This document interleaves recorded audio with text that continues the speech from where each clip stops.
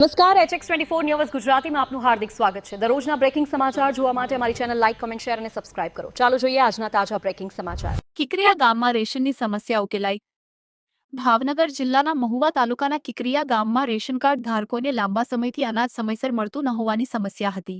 સ્થાનિક નાગરિક કાજી આરીફભાઈના પ્રયાસોથી સામાજિક કાર્યકર રમેશ જીંજુવાડિયાએ મામલતદાર સમક્ષ મુદ્દો રજૂ કર્યો હતો।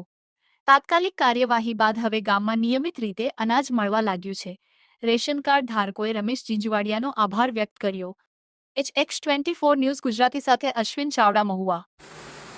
મારું નામ આરીફ કાશીમભાઈ કાજી, ગામ કિકરિયા, તાલુકો મહુવા, જિલ્લો ભાવનગર।